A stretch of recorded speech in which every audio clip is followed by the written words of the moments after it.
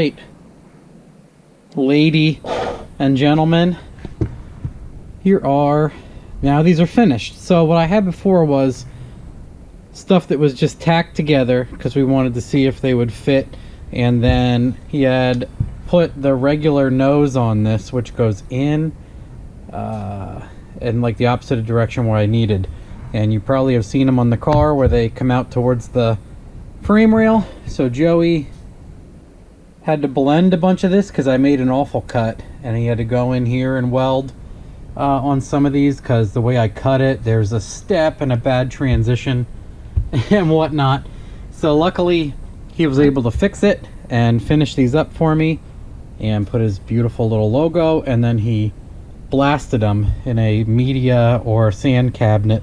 So going to bolt these guys on today, and then normally what I buy off eBay is brand new bolts. It's one of those things, I do this even on usually the cheap cars because it's like $6 or $10 and they're all brand new and they thread in nice, everything else. So what I'm gonna do now is go up into my attic and look for some used exhaust gaskets, and we're gonna toss these things on and the hot side so I can continue to do my wiring, and I'll tell you guys about the wiring in a minute once we do that. So apparently I have these Cook's custom header gaskets from when I got my Cook's long tubes for the G, and then I have old Trusty here. Crusty or Trusty or new, or what do you guys think? Man, these are so reliable, no issues. These are clean, but man, they're for long tubes, and what if they blow out from turbo back pressure?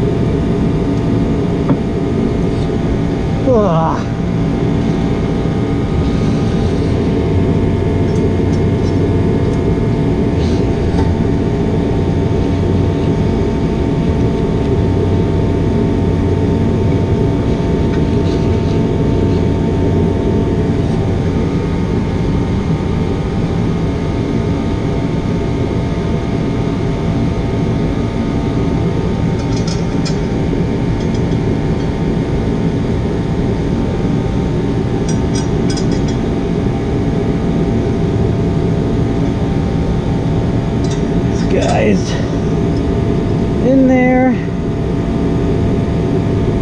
I think they're 13 mil.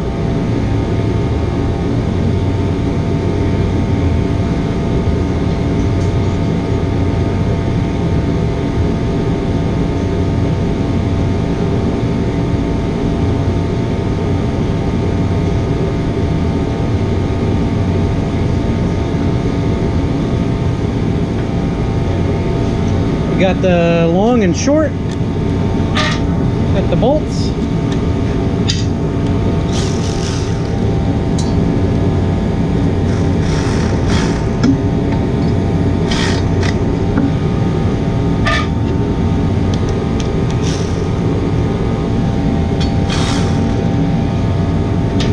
and let's get the back one in. It's gonna be tricky. Oh, that's a tight fit because of that master or the booster.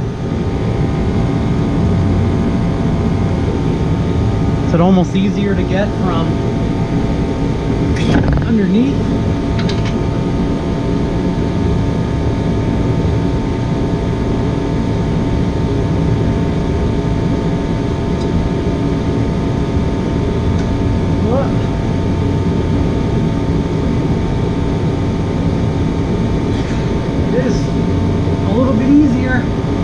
Underneath.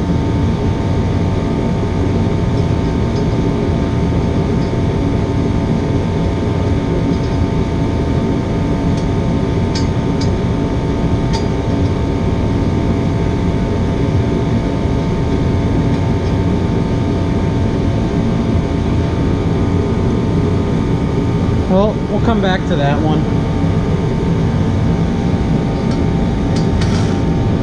Wrong way. Wrong way. Oh, time to mute.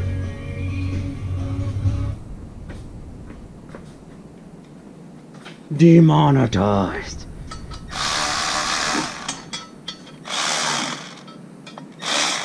Oh, it's my blower. Isn't that cool? I turned on my key to turn the steering wheel as far as possible. Can I get this in there? Should we go for it?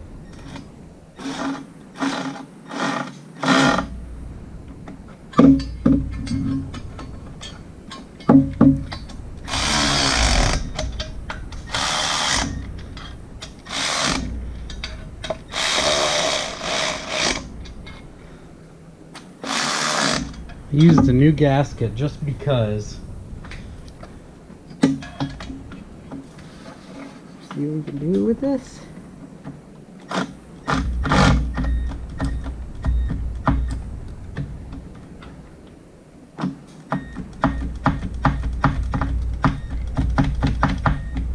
Seems like it wants to go. Oh. Yeah, man, that's a crazy fit. I can't believe how there is like zero room. Let me can you see it?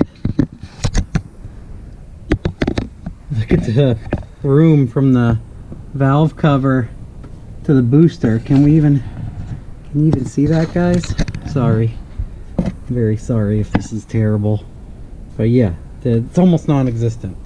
So that's the issue with these cylinder heads are actually taller than normal because they have like the deck is like this thick instead of normal, which is like a third of that. So let me get this back bolt sorted and then I'll show you me hanging the other one.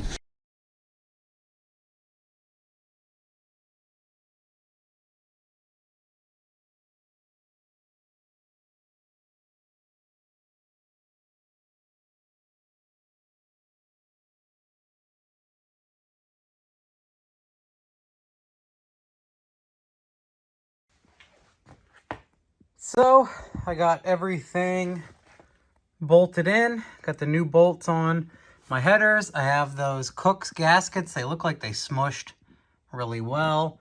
The flange warped a tiny bit. Obviously it's pretty heavy duty stainless, so it's going to a little, and this isn't the regular jig, so he had to try. So everything was a little bit misaligned. So what I did is I just loosened everything, common trick, and then stuffed it together and drew everything in, and I'm sure after a heat cycle or two, everything will be happier. But that's everything as is for now. I even put my dipstick in. I put spark plugs in BR70Fs, as you saw in the other video, me gapping them. Just for fun, I bought these JDM speed things. They're $25 for a set of 8.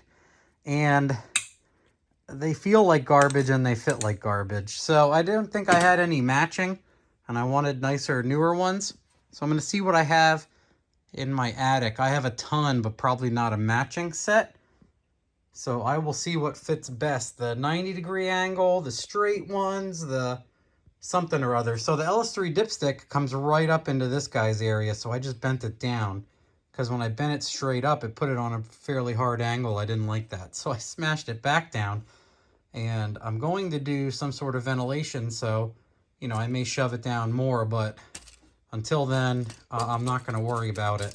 So the other cool thing is that Holley valve cover with the oil fill and my dual throttles and everything, you can just shove that guy in there. So I'm going to put in 5 quarts that I've had waiting for this thing. So there's at least 5 quarts if I'm more on and I hit the starter key.